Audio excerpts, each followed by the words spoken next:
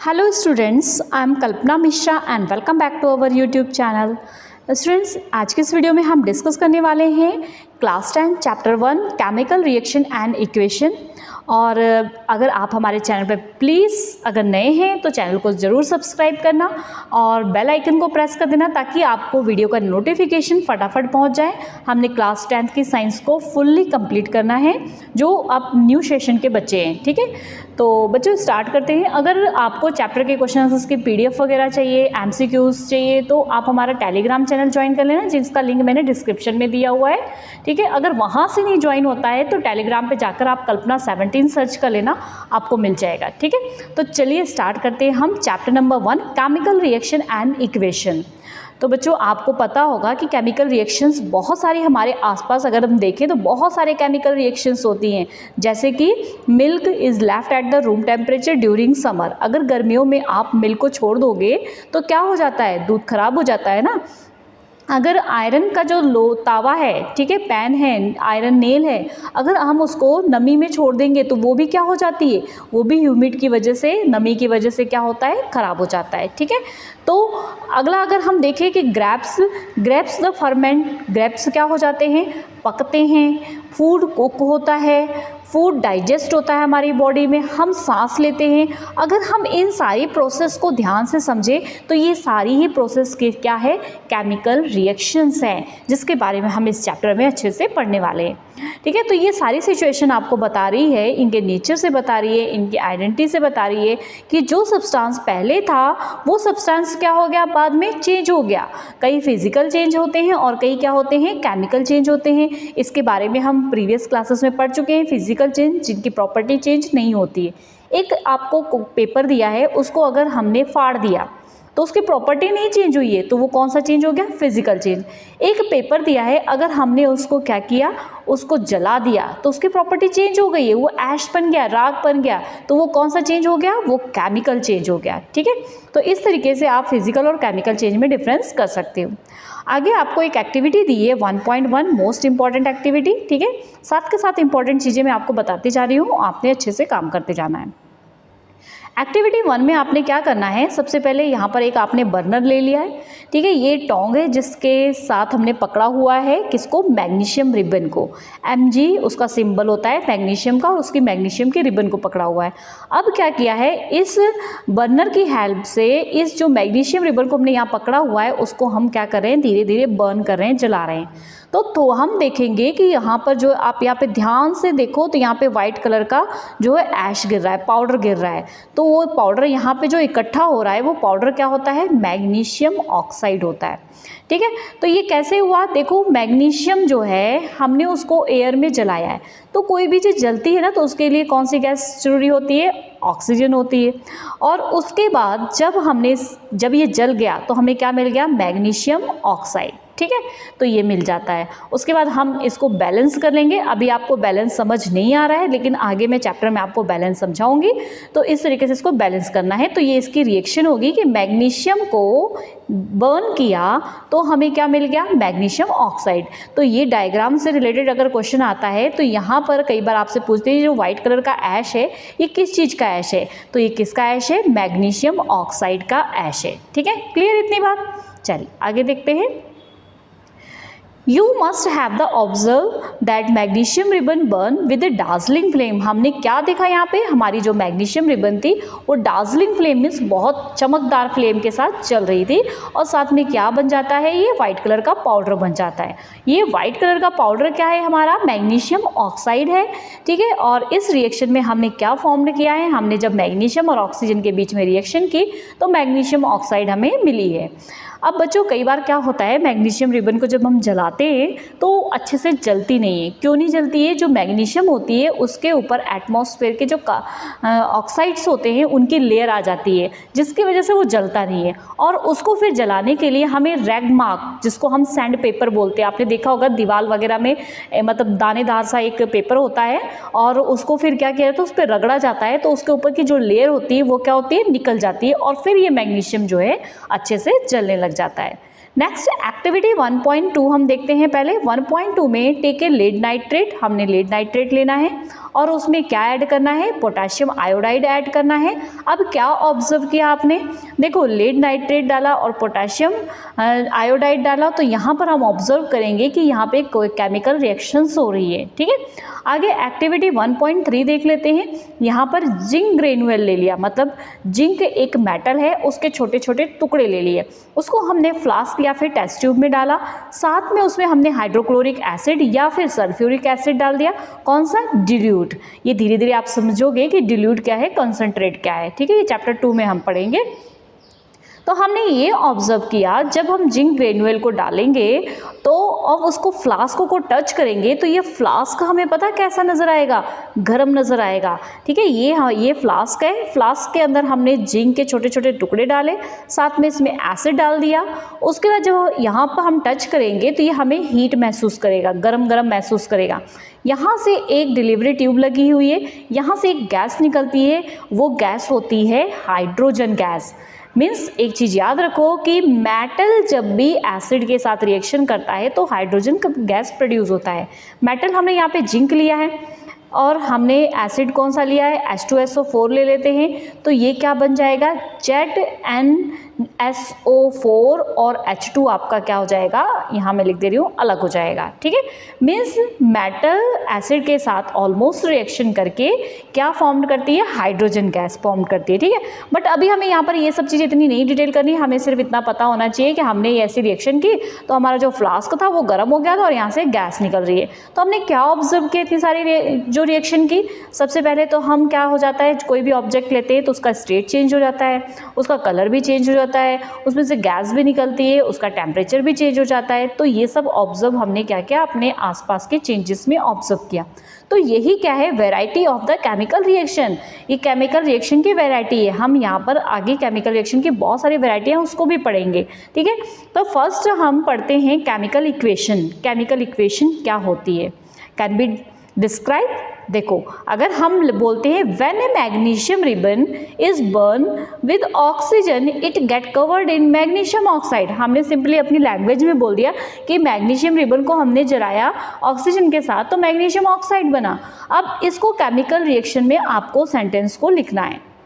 आप कैसे लिखोगे, ये तो आपने स्टेटमेंट लिखोगे तो इतनी बड़ी लिखोगे, लेकिन आपने केमिकल इक्वेशन लिखनी है तो कैसे लिखोगे, magnesium plus oxygen give rise magnesium oxide. Magnesium को हमने ऑक्सीजन के साथ जलाया तो हमें क्या मिला, मैग्नीशियम ऑक्साइड। अब एक चीज़ और याद रखनी है आपने, जो इस साइन के, ये जो ऐसा हमने एरो वाला साइन लगाया है इसको गिव राइज बोलते हैं।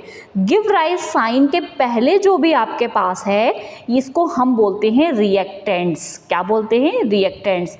मीन्स अगर हमने एक पेपर लिया था, ठीक है, एक पेपर लिया था और उसको हमने क्या किया, बर्न किया। ठीक है, तो जब हमने पहले न्यू पेपर लिया था तो वो हमारा रिएक्टेंट था और जलने के बाद जो हमें पेपर मिला वो हमारा क्या था, प्रोडक्ट था।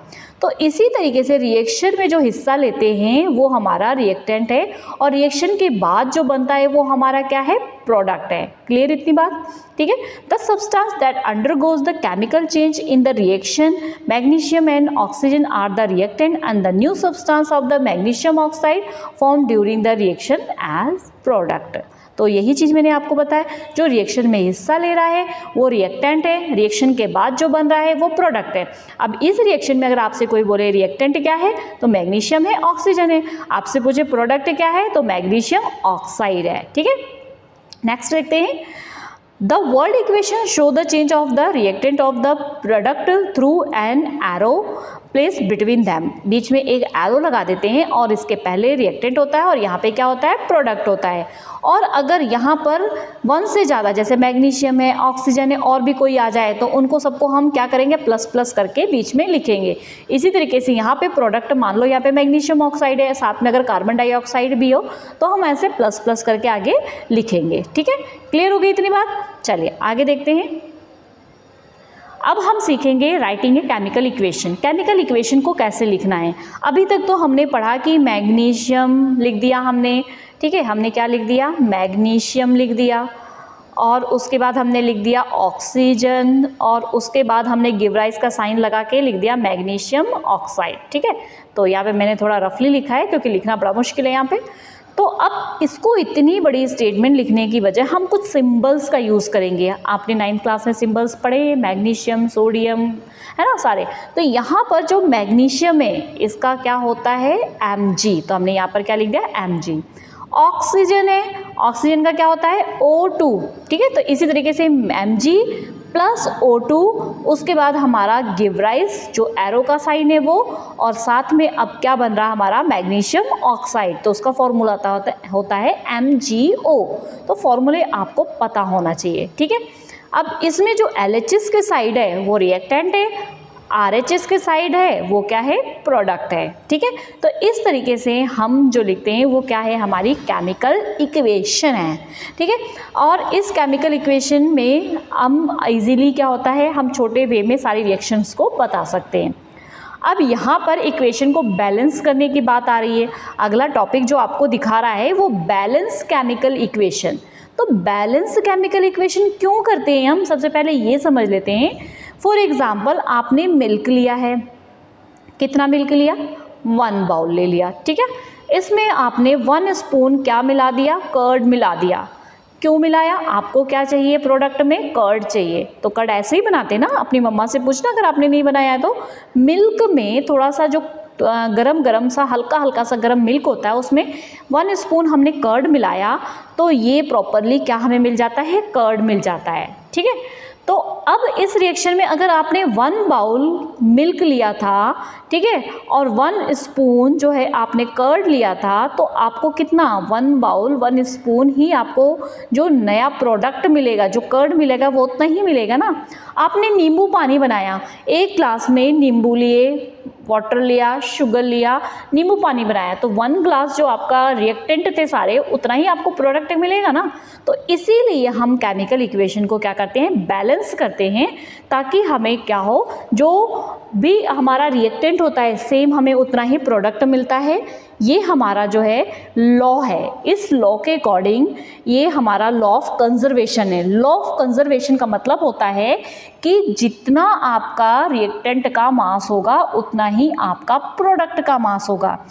मीन्स ना तो एनर्जी, ना तो मास और ना ही एनर्जी क्रिएट होती है और ना ही डिस्ट्रॉय होती है। इसलिए अगर हमने 1 बाउल लिया था कर्ड तो हमें 1 बाउल ही मिलेगा, ठीक है। तो इसलिए हम बैलेंस करते हैं सारी इक्वेशंस को, सारी रिएक्शंस को। जैसे यहाँ पर अब आपने रिएक्शन लिख दी zinc sulphuric acid, zinc sulphate और हाइड्रोजन। तो इस तरीके से ये वर्ड इक्वेशन थी, इसको हम केमिकल रिएक्शन कैसे लिखेंगे, जिंक का Zn, sulphuric acid H2SO4, zinc sulphate और हाइड्रोजन। तो इस तरीके से हमने इसको लिख दिया, ठीक है। तो इस तरीके से लिखने के बाद अब हमें नीड है इसको बैलेंस करने की। बैलेंस करने में हमें ये साइड हमारा LHS है, ये साइड हमारा RHS है। अब बच्चों इसमें आपको एक चीज़ और पता होनी चाहिए कि एलिमेंट क्या होता है और कंपाउंड क्या होता है। एलिमेंट हमारे कौन से, जैसे जिंक हो गया, हाइड्रोजन है, सल्फर है, ऑक्सीजन, ये हमारे एलिमेंट है, ठीक है। और यहाँ पर हाइड्रोजन है, सल्फर है, ऑक्सीजन है, तीनों मिल करके क्या बना रहे हैं कंपाउंड बना रहे हैं। तो यहाँ पे हमने इस तरीके से एक टेबल बनानी है। इस टेबल में एक साइड एलिमेंट लिखने हैं, नंबर ऑफ एटम लिखने हैं और number of atom in product लिखना है, ठीक है। तो LHS के साइड वाला और RHS के साइड वाला दोनों ही हमें लिखना है। तो फर्स्ट हमने एलिमेंट हमारे पास क्या है जिंक, सेकेंड एलिमेंट है हमारे ये जिंक था, दूसरा एलिमेंट हमारे पास है हाइड्रोजन, तीसरा है सल्फर और नेक्स्ट है हमारा ऑक्सीजन। ये सारे हमारे एलिमेंट हैं। अब हम देखेंगे LHS के साइड कितने हैं और RHS के साइड कितने हैं। अगर आप LHS के साइड की बात करो तो आपके पास, थोड़ा सा मैं इसको बड़ा करती हूँ तो आपको अच्छे से दिखाई देगा। LHS के पास जिंक जो है 1 है तो हमने यहाँ पर 1 लिख दिया। LHS के पास जो हाइड्रोजन है वो 2 है तो हमने 2 लिख दिया। सल्फर 1 है तो 1 लिख दिया। ऑक्सीजन 4 है तो हमने 4 लिख दिया। चलिए अब यही चीज़ हमने RHS के पास लिखनी है। तो RHS के पास यहाँ जिंक कितना है 1 है, सल्फर कितना है, यहाँ पर पहले हाइड्रोजन था, चलो हाइड्रोजन कितना है 2 है, 2 लिख दिया। सल्फर कितना है 1 तो 1 लिख दिया। ऑक्सीजन कितना है 4, तो यहाँ पे 4 लिख दिया। अब इन दोनों को हमने मैच करना है। जिंक यहाँ भी 1 है, यहाँ भी 1 है, हाइड्रोजन यहाँ 2 है, यहाँ भी 2 है, सल्फर यहाँ 1 है, यहाँ भी 1 है, ऑक्सीजन यहाँ 4 है, यहाँ भी 4 है। इट मीन्स हमारी ये इक्वेशन क्या है, बैलेंस से, हमें कुछ करने की नीड ही नहीं है। ठीक है, धीरे धीरे हम स्टेप को आगे आगे बढ़ते जाएंगे। ठीक है, टफ स्टेप पे जाते जाएंगे, तब आपको अच्छे समझ आ जाएगा। चलो अगली इक्वेशन देख लेते हैं। अब चलो ये वाली देख लेते हैं। ठीक है, अब यहाँ पर आपके पास क्या है, आयरन है, हाइड्रोजन है, ऑक्सीजन है। तो हमने क्या बनाना है, एक एलिमेंट का कॉलम बना लिया, दूसरा हमने LHS का कॉलम बना लिया, और तीसरा हमने RHS का कॉलम बना लिया। एलिमेंट में आपके पास है Fe, आयरन, हाइड्रोजन और ऑक्सीजन, है ना। अब Fe यहाँ पर आपके पास कितना है 1, हाइड्रोजन कितना है 2, ऑक्सीजन कितना है 1। अब यहाँ वाला लिखते हैं, यहाँ वाला हमारे पास Fe कितना है 3 है, ऑक्सीजन कितना है हमारे पास 4 है, हाइड्रोजन कितना है 2 है। अब देखो यहाँ पे ये Fe 1 था, यहाँ पर ये 3 है, ये 2 है, यहाँ 2 है, ये 1 है, ये 4 है, और बाकी सारी तो ठीक है, लेकिन एक चीज़ जो है, ये तो आपकी बैलेंस है और ये दोनों बैलेंस नहीं है, तो इनको हमें क्या करना है, बैलेंस करना है। तो कैसे करेंगे, सबसे पहले हमारे पास यहाँ पर Fe जो है 1 है और यहाँ 3 है, तो हमने क्या करना है, यहाँ पर क्या लगा देना है 3, और याद रखना आगे ही लगाना है, कभी नीचे नहीं लगाना है। यहाँ 3 लगाया तो अब हमारे पास क्या हो गया, यहाँ पर 3 हो गया ना, यहाँ पे 3, तो अब ये दोनों बैलेंस हो गया, ये बैलेंस है। अगला बैलेंस किसको करना है, अगला बैलेंस करना है हमें ऑक्सीजन को। ऑक्सीजन यहाँ 1 है, यहाँ पर 2 है, तो अगर मैं ऑक्सीजन को यहाँ पर 2 करूँगी तो ऑक्सीजन को यहाँ 2 है ना, ठीक है, तो यहाँ मैंने 4 लिखा था, नहीं यहाँ सॉरी, ऑक्सीजन यहाँ पर 4 है, तो यहाँ पे 4 है ऑक्सीजन, यहाँ पर 1 है, तो यहाँ पर अगर मैंने 4 करना है तो मैं क्या करूँगी, यहाँ पर 4 लगा दूँगी, हो गया। ठीक है, ये 4 हो गया ऑक्सीजन। लेकिन अब देखो हाइड्रोजन की बैलेंसी क्या हो गई, गलत हो गई। हाइड्रोजन जो है, यहाँ जो आगे नंबर रहेगा उसको नीचे वाले नंबर से आपने मल्टीप्लाई करनी है, 4 को 2 से, 4 2 ज़ा 8। अब हाइड्रोजन आपके पास यहाँ पर 8 हो गया है, यहाँ पर आपने हाइड्रोजन को 8 बनाना है, तो आप क्या करोगे, यहाँ पर 4 लिख दोगे, तो 4 2 ज़ा 8, तो ये हो गई हमारी इक्वेशन बैलेंस। तो हमने क्या लिखना है, यहाँ पर हमने 3 लिखा था, यहाँ पर हमने 4 लिखा था, और यहाँ पर हमने 4 लिखा था, तो इस तरीके से हमारी इक्वेशन बैलेंस हो गई। तो ये तो सिंपली मैंने यहाँ बताया है, आगे जब मैं एक्सरसाइज के क्वेश्चंस कराऊंगी तब आपको और अच्छे से बैलेंसिंग सिखाऊंगी, तो आपको अच्छे से समझ आ जाएगा। ठीक है, अभी आप जनरली इतनी सी ही प्रैक्टिस करो। ठीक है, इतनी प्रैक्टिस करके आपके बुक में जो भी एग्जाम्पल्स दी हैं उसकी प्रैक्टिस करो। नेक्स्ट वीडियो में मैं आपको एक स्पेशली ऐसे ही लेके आऊँगी कि जिसमें आप सिर्फ क्या कर सको, सिर्फ बैलेंस इक्वेशन समझ सको। ठीक है, अब यहाँ पर देखो, यहाँ पे क्वेश्चन है और साथ में इसकी बैलेंस इक्वेशंस है। ठीक है, तो जब हम इसकी प्रैक्टिस करेंगे तो आपको बैलेंसिंग इक्वेशन जो है अच्छे से आ जाएगी। ठीक है, तो मिलते हैं नेक्स्ट वीडियो में। स्टूडेंट्स, वीडियो पसंद आई है तो प्लीज़ वीडियो को लाइक ज़रूर करना, अपने फ्रेंड्स के साथ शेयर करना। हमने 10th की साइंस कंप्लीट करनी है, अगर आपका सपोर्ट मिला तो, विद बैक एक्सरसाइज और एक्स्ट्रा क्वेश्चंस। ठीक है, ओके स्टूडेंट्स, बाय बाय।